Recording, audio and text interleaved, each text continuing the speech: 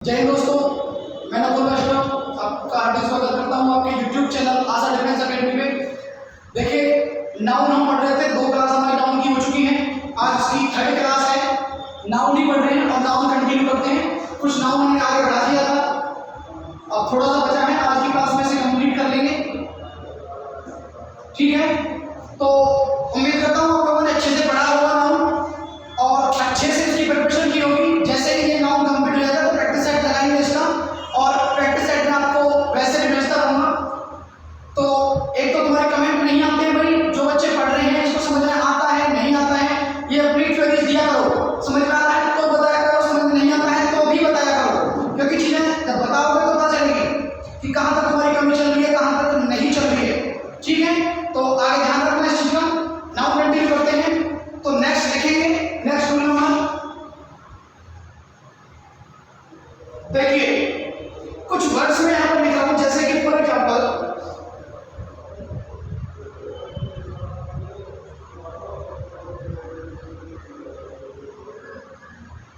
Cousin, brother,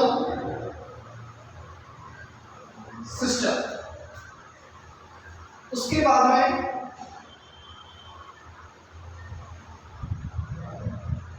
big blender,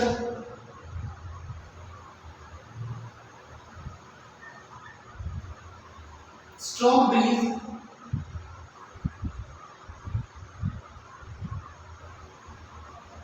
angry move,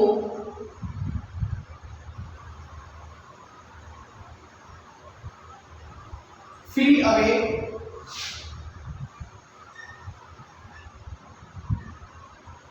free gift. उसके बाद में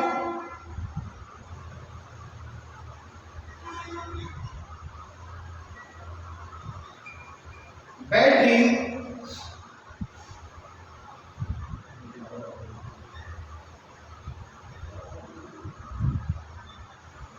ग्राउंड फ्लोर। आगे लिखता हूं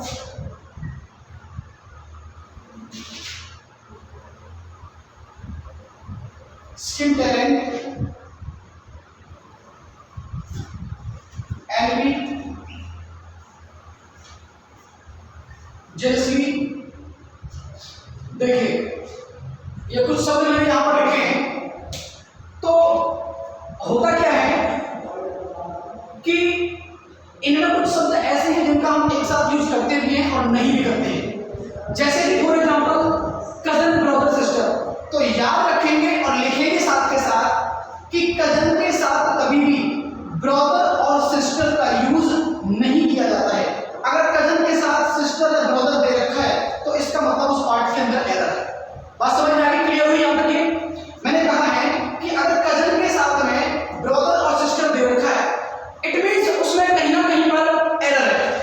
ठीक है, उसके बाद में ये बिग ब्लेंडर। इस बिग ब्लेंडर का मतलब क्या होता है पता है तुम्हें? ब्लेंडर का मतलब होता है अपने आप में बहुत बड़ी भूल। ब्लेंडर का मतलब होता है बहुत बड़ी भूल। अब ब्लेंडर के साथ में कभी भी बिग का यूज नहीं करते हैं। ब्लेंडर अपने आप में ही बहुत बड़ी भूल है, तो ब्लेंडर के साथ में बिग का यूज नहीं करेंगे। बात समझ में आई आप तक? उसके बाद में strong breeze. Strong breeze, breeze का मतलब क्या होता है? तो ब्लेंडर के साथ में बिग का यूज नहीं करते हैं। ठीक है, स्ट्रॉन्ग ब्रीज। ब्रीज का मतलब होता है सुहावनी हवा, ठंडी हवा, जेंटल एयर। याद रखेंगे, इसका मतलब था बहुत बड़ी भूल। ब्रीज का मतलब है सुहावनी हवा। अच्छा, ब्रीज के साथ में कभी भी स्ट्रॉन्ग यूज नहीं करते हैं। ब्रीज अपने आप में बहुत ही लाइट एयर होती है, और स्ट्रॉन्ग मतलब क्या होता है? स्ट्रॉन्ग होती है एयर और वाइंड, तो वो कभी भी नहीं होती। ब्रीज बहुत ही सुहावनी और लाइट एयर होती है। एंग्री मोव, इस मोव का जो मतलब वो है उग्र भीड़। मोव का मतलब है उग्र भीड़, तो मोव के साथ में एंग्री का यूज नहीं किया जाता है। ऐसे ही फ्री अवे, फ्री अवे मतलब सिर्फ इस फ्री का मतलब है भाग फ्ली का मतलब क्या है? भाग जाना। तो फ्ली के साथ में अवे का यूज नहीं किया जाता है। और आगे फ्री गिफ्ट। देखो जो गिफ्ट होता है ना वो फ्री ही होता है। अगर हम किसी को गिफ्ट देते हैं, उपहार देते हैं, तो वो फ्री तो होता है हमारे लिए, जिसको देते हैं उसके लिए फ्री होता है। तो गिफ्ट के साथ में कभी भी फ्री यूज नहीं किया जाता है। एग्जामिनर एरर देता है फ्री के साथ में, गिफ्ट के साथ में फ्री लगाकर। ऐसे ही बैड ड्रीम। बैड ड्रीम क्या होता है? बैड मतलब गंदा या बुरा, ड्रीम मतलब स्वप्न या सपना। तो क्या होता है कि बैड ड्रीम गलत मीनिंग होता है। इसका सही क्या होता है?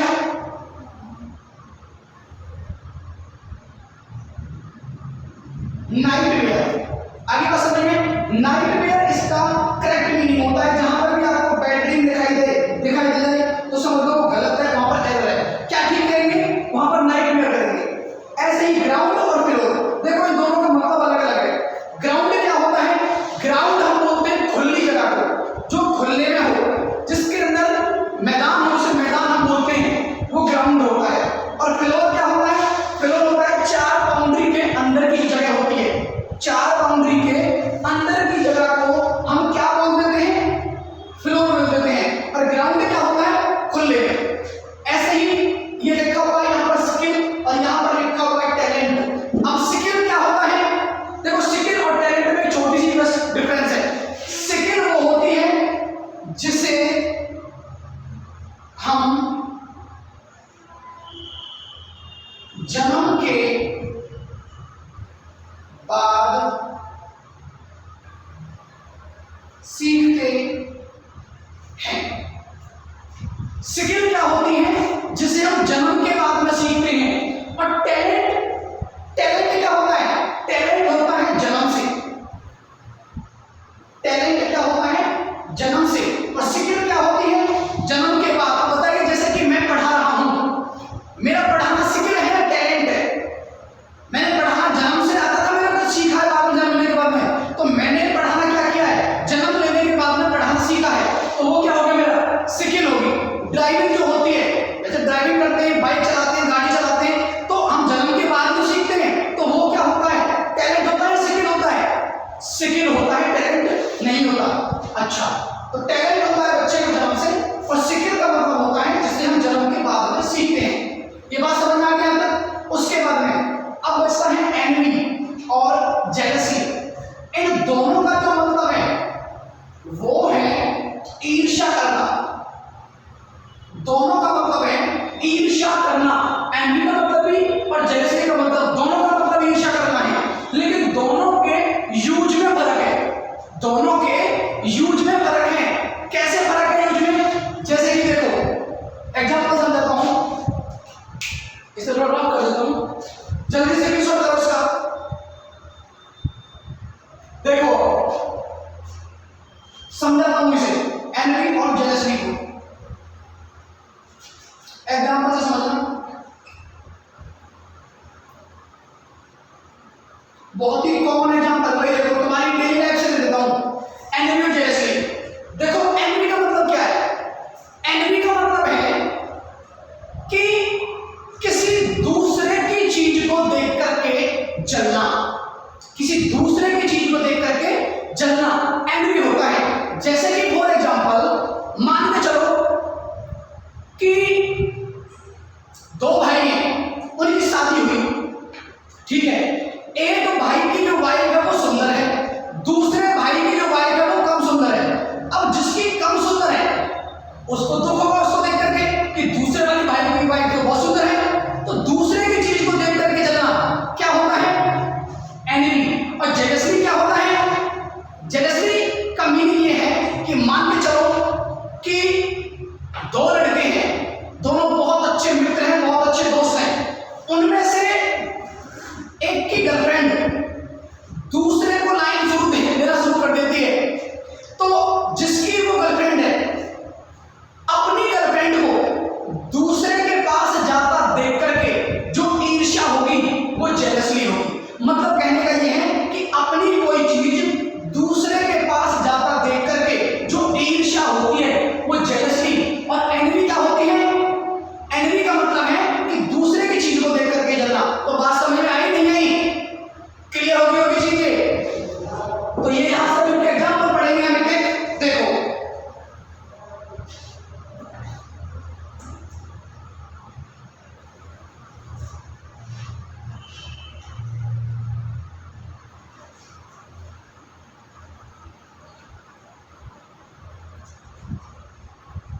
एनवी का मतलब मैंने बताया है, लिख लेंगे इसे आप खुद कि एनवी का मतलब है दूसरे की चीज को देख करके जलना, और जेलसी का मतलब है अपनी कोई चीज किसी दूसरे के पास ज्यादा देख करके जो ईर्ष्या होती है वही जेलसी होती है।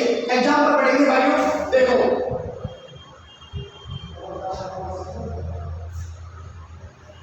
एग्जांपल है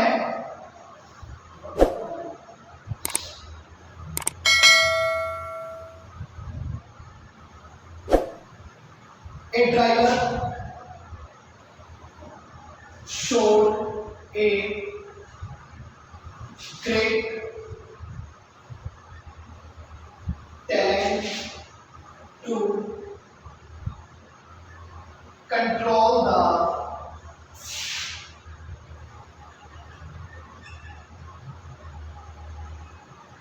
damaged car under control, under control। तो बात समझ में आई सभी को? A driver showed a great talent to control the damaged car under control. तो चीज क्लियर होगी। A driver showed a great talent to control the damaged car under control. अब देखो ड्राइवर है, उसने दिखाया एक टैलेंट दिखाया किसमें? टू कंट्रोल करने में, किसको? डैमेज्ड कार को अंडर कंट्रोल, अपने नियंत्रण में लेने के लिए। तो क्या हुआ इसका मतलब कि जहां पर उसका ये टैलेंट था या उसकी स्किल थी, ड्राइविंग सीखी है या जन्म सीख कर आया था? तो सीखी है। तो क्या करेंगे इसे यहां पर स्किल। आगे बात समझ में क्लियर है? यहां तक आगे होगा समझ में। नेक्स्ट एग्जांपल करते हैं, देखो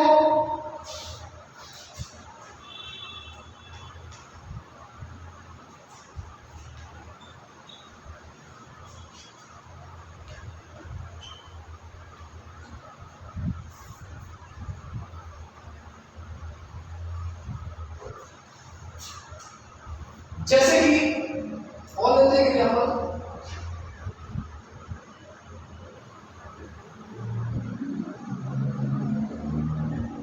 enemy strikes a woman when she sees her husband talking to another woman। आई बात समझ में? enemy strikes a woman when she sees her husband talking to another woman। तो क्या करेंगे? एक महिला थी, उसे दुख हुआ कब?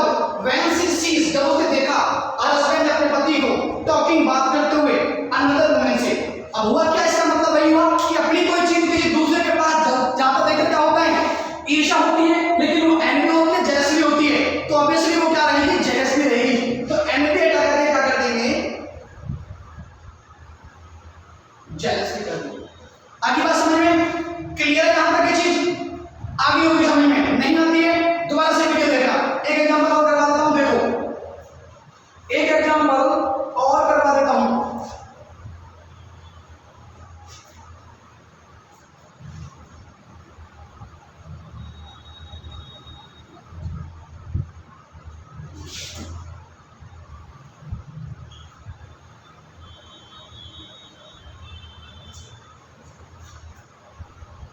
देखिए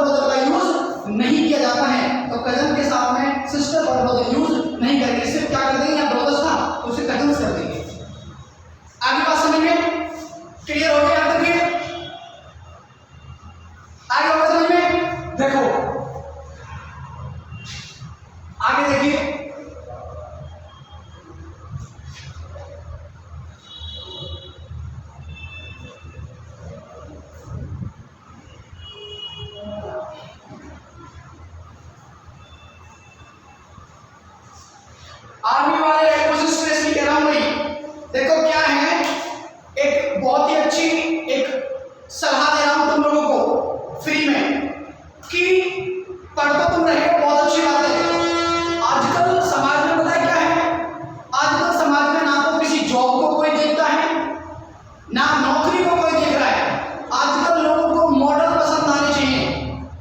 मॉडल समझते हो कि लड़के का रहन सहन चाहे कैसा भी हो, अगर साधारण है, वो कमाता अच्छा है, तो उसे कोई एक्सेप्ट नहीं करेगा।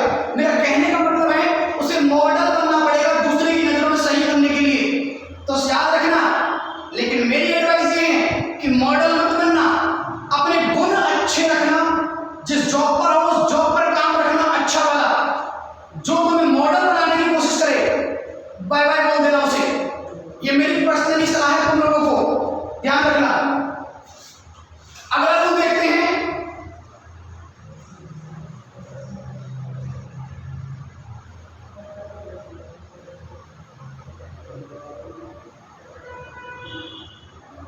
Double apostrophe. डबल एपोस्ट्रोफी क्या होती है? देखो, तुमने देखा होगा जैसे कि राम्स बुक, समझना बात को भी कि राम के पीछे जो ये ऐसे डॉट करके डंडा सा करके और ये एस लगा हुआ है, ये चिन्ह जो मार्क दे रखा है, सिंबल दे रखा है, ये एपोस्ट्रोफी का, इसे बोला जाता है एपोस्ट्रोफी, और ये होता है एपोस्ट्रोफी एस। तो मैंने क्या लिखा है? Double apostrophe. तो ध्यान देंगे इस रूल के अंदर पता चल गया होगा कि एपोस्ट्रोफी का साइन क्या होता है। तो मैंने लिखा है डबल एपोस्ट्रोफी, तो समझेंगे यहां से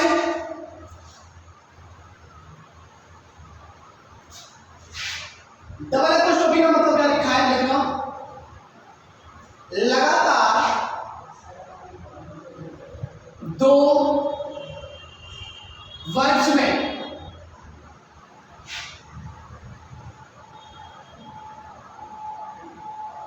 एपोस्ट्रोफी एस का use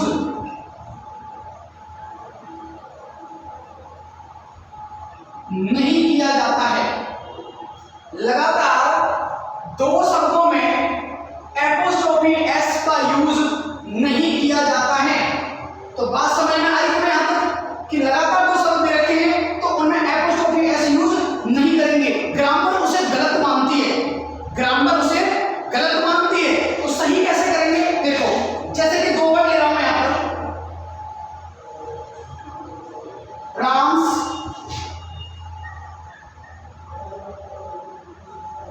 brothers book was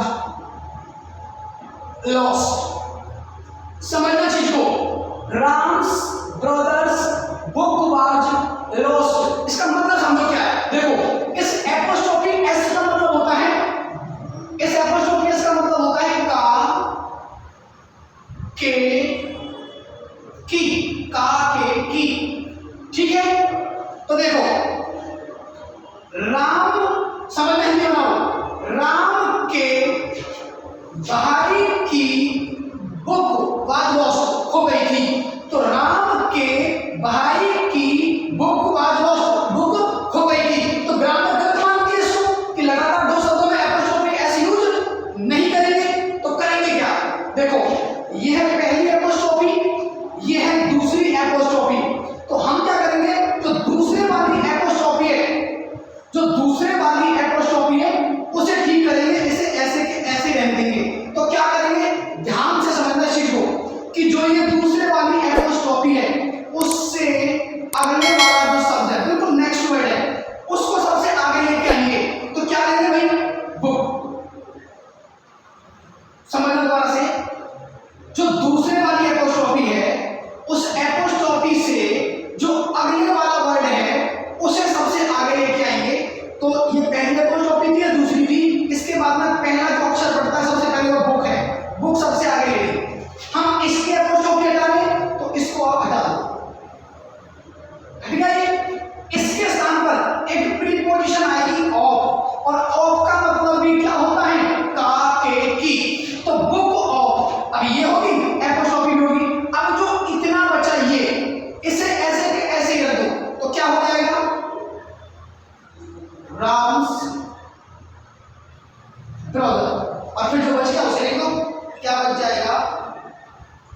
was lost. तो समझ आ गई, book of Ram's brother was lost, ये है बात। आगे होगी समझ में, नहीं आती है थोड़ा सा बैक करना, आ जाएगी समझ में। चलते हैं आगे।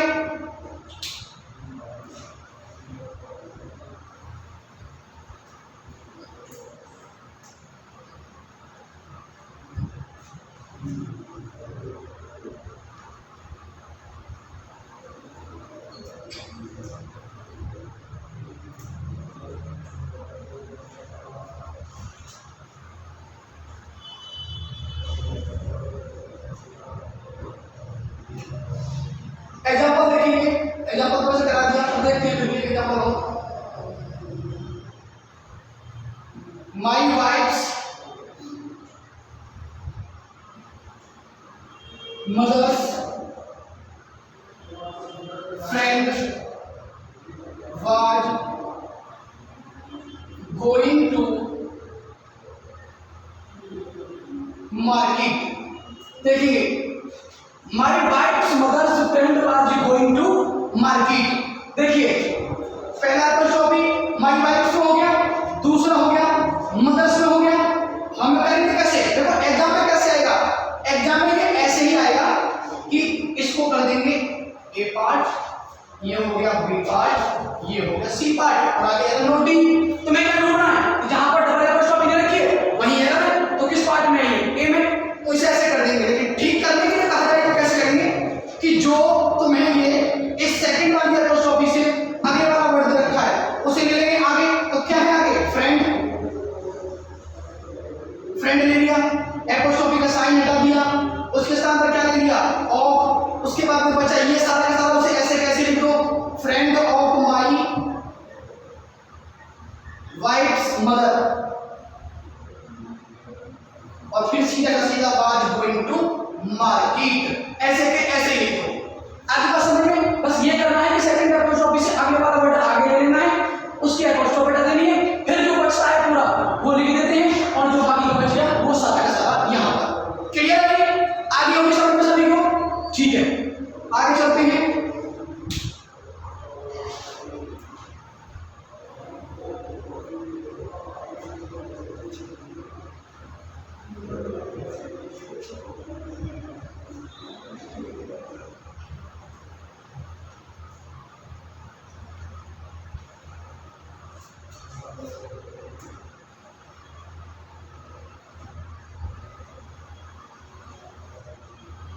देखिए आगे देखिए, नेक्स्ट टू है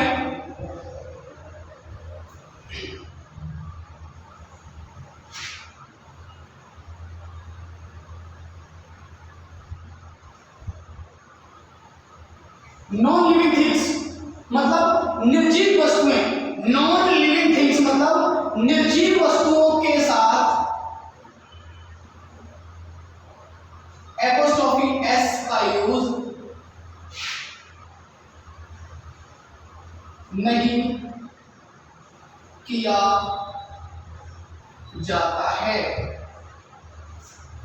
समझना की बात, मैंने क्या लिखा है कि नॉन लिविंग थिंग्स के साथ एपोस्ट्रोफी एस का यूज नहीं किया जाता है। जैसे कि फॉर एग्जांपल हमारे पास में एक नॉन लिविंग थिंग है चेयर, चेयर के साथ में एपोस्ट्रोफी एस लगाई और उसके साथ कर दिया लेग्स, चेयर्स लेग्स, मतलब एक कुर्सी के पाए जो होते हैं तो चेयर्स लेग कैसे करेंगे, जैसे वहां ठीक करते थे ऐसे ठीक करेंगे। तो क्या कर देंगे, लेग्स को आगे ले लेंगे, तो ले लिया लेग्स आगे, एपोस्ट्रोफी हटा दी, ऑफ लगा दिया, और उसके बाद में चेयर, ऐसे के ऐसे क्या हो गया, लेग्स ऑफ चेयर। जैसे कि फैंस ब्लेड, तो क्या करेंगे, ब्लेड्स ऑफ फैन, पंखे की जो पंखुड़ियां होती हैं वो वाली चीजें। क्लियर है, आगे बात समझ में सभी को, समझ में आ गई होगी बहुत बेहतर तरीके से। चलो आगे चलते हैं नेक्स्ट रूल।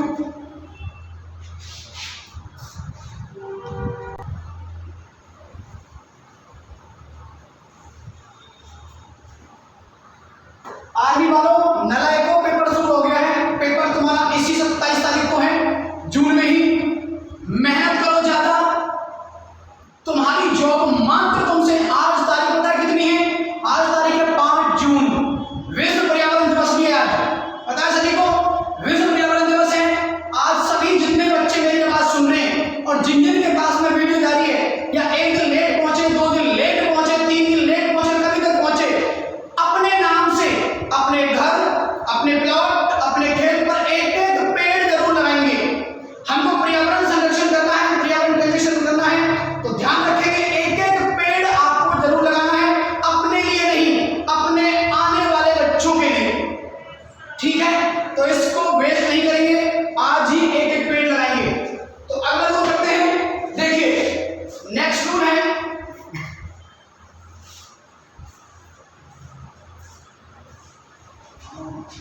नेक्स्ट रूल है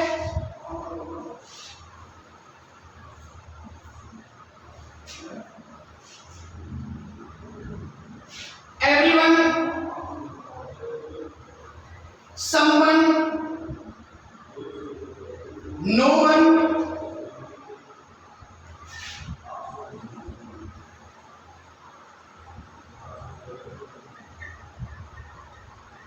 एवरीबडी, समबडी। अगर ऐसे करके ये दे रखे हो everyone, someone, no one, everybody, somebody या नोबडी, ऐसे करके दे रखे हो, अगर ये दे रखे हो तो क्या करेंगे कि इनके साथ में नॉर्मली हम एपोस्ट्रोफी एस यूज कर देते हैं। नॉर्मली इनके साथ में एपोस्ट्रोफी एस यूज कर देते हैं, जैसे कि फॉर एग्जांपल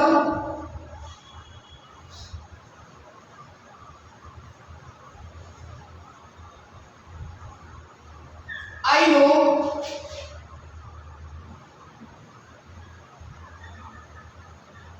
एवरीवन्स वाइफ, मैं जानता हूं एवरीवन्स वाइफ, सभी की पत्नियों को। ये बात समझ में आ गई? आई नो एवरीवन्स वाइफ, तो एवरीवन के बाद में एस लगा हुआ है, चल जाएगा, लेकिन इसमें नोट करके लिखना है आप सभी को।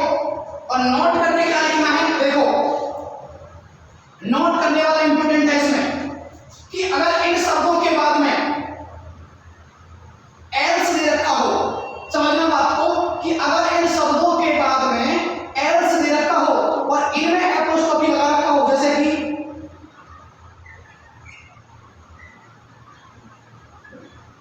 नोबडी एल्स, तो क्या करेंगे कि नोबडी एल्स दे रखा है तो इसका एपोस्ट्रोफी पीछे लग जाएगा, इसका हट जाएगा और यहां आ जाएगा, नोबडी एल्स। क्लियर है? एग्जांपल देखेंगे,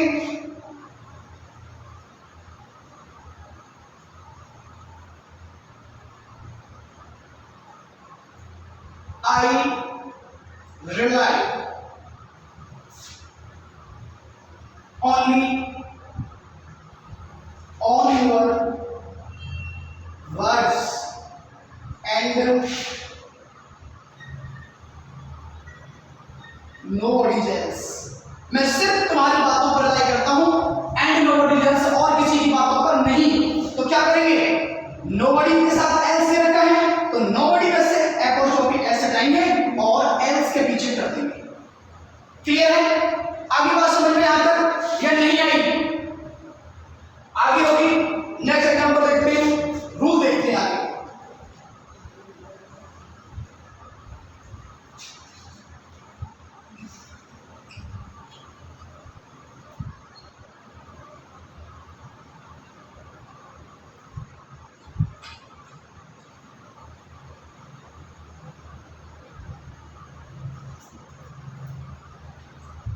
देखिए अगला रूल है,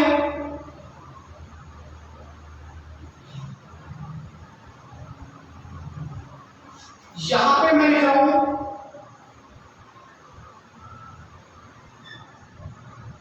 सिंगुलर, यहां पर लिख रहा हूं प्लूरल। समझना बात, सिंगुलर प्लूरल, जैसे कि मान के चलो एक वर्ड है ब्रदर, ये सिंगुलर है, इसके जो प्लूरल बनते हैं वो दो बनते हैं। कौन कौन से देखेंगे, एक तो बनता है ब्रदर्स, एक बनता है ब्रेदरन। ब्रदर्स का मतलब होता है सेम पेरेंट्स, कि एक ही माता पिता से प्राप्त बच्चे वो ब्रदर्स कहलाते हैं। और ब्रेदरन क्या होता है, सोशल ब्रदर्स, जैसे कि सामाजिक भाईचारा, आपस में जो गांव में रहते हैं भाईचारा होता है, भाई होते हैं, तो ब्रेदरन होते हैं यानी ब्रदर्स, ब्रदर्स होते हैं सेम पेरेंट के। ऐसे ही क्लॉथ, क्लॉथ के भी दो प्लूरल हैं, दोनों को देखेंगे।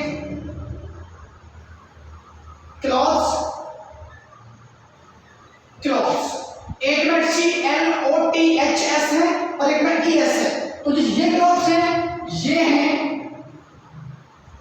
बिना सिले, अनस्टिच्ड क्लॉथ्स, बिना सिले, और ये है सिले सिलाए, स्टिच्ड क्लॉथ्स।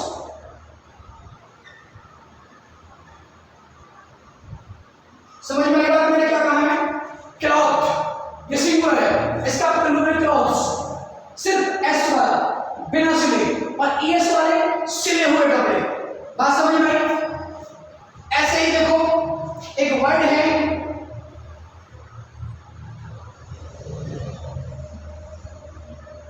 फेनोमेनन, ये एक फिजिकल प्रोसेस होती है फेनोमेनन, समझ में आ रही है? तो फेनोमेनन का प्लूरल होता है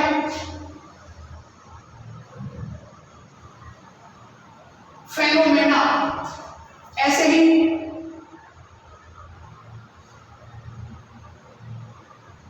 क्राइटेरियन, इसका होता है क्राइटेरिया। क्लियर है यहां तक? ऐसे ही एक होता है फुट, इसका प्लूरल होता है फीट।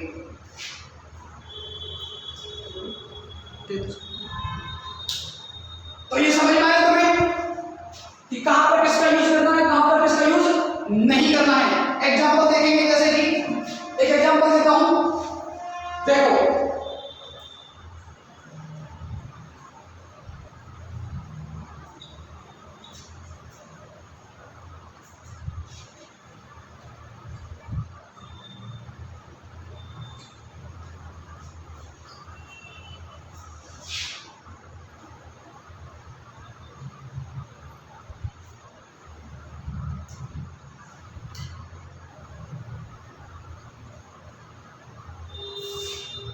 एग्जांपल है भाई,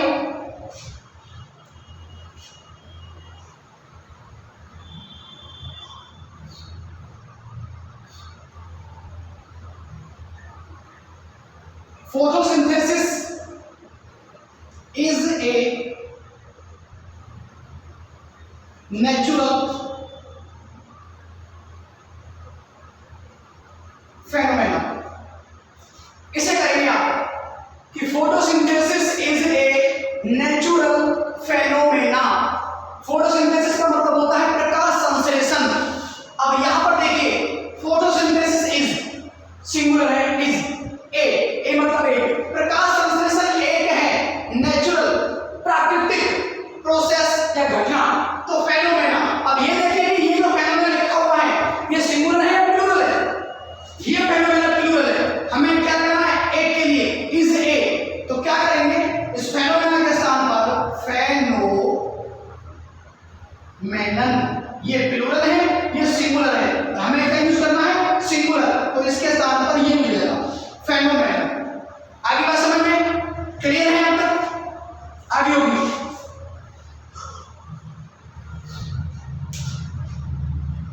देखिए आगे,